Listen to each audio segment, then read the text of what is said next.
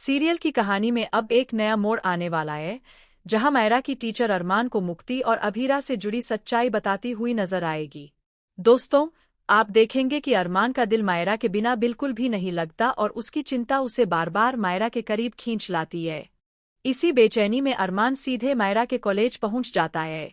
College के gate पर कदम रखते ही उसके चेहरे पर पिता की चिंता साफ दिखाई देती है। जैसे ही टीचर अरमान को देखती है, वह थोड़ी हैरान रह जाती है और पूछती है कि आप यहाँ कैसे। इस पर अरमान धीमे लेकिन घबराए हुए अंदाज में कहता है कि मैं अपनी बेटी से मिलने आया हूँ, मायरा पोदार से। मायरा का नाम सुनते ही टीचर का चेहरा अचानक गंभीर हो जाता है। वह अरमान को बताती है कि अभी कुछ ही देर पहले मायरा का कॉलेज में एक लड़की से झगड़ा हुआ है। टीचर आगे कहती है कि आपकी बेटी ने अपना बैग बीच कॉरिडोर में रख दिया था, जिस वजह से बाकी स्टूडेंट्स को परेशानी हुई और बात बढ़ते बढ़ते लड़ाई तक पहुंच गई। ये सुनकर अरमान एकदम से शॉक हो जाता है, क्योंकि उसे अपनी मायरा पर पूरा भरोसा है और वह सोच भी नहीं सकता कि मायरा इस तरह किसी से झगड़ा करेगी।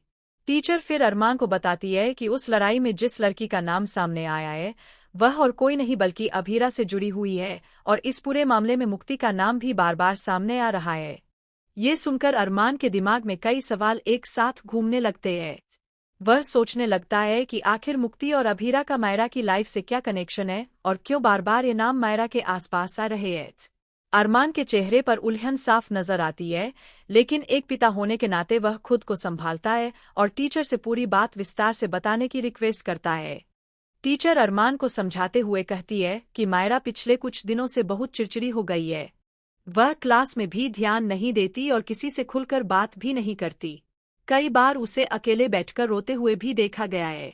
टीचर का ये कहना अरमान के दिल को चीर देता है, क्योंकि उसे एहसास होता है कि उसकी बेटी अंदर ही अंदर किसी बड़े दर्द से गुजर रही है, लेकिन उसने अपने पापा से कुछ भी शेयर नहीं किया।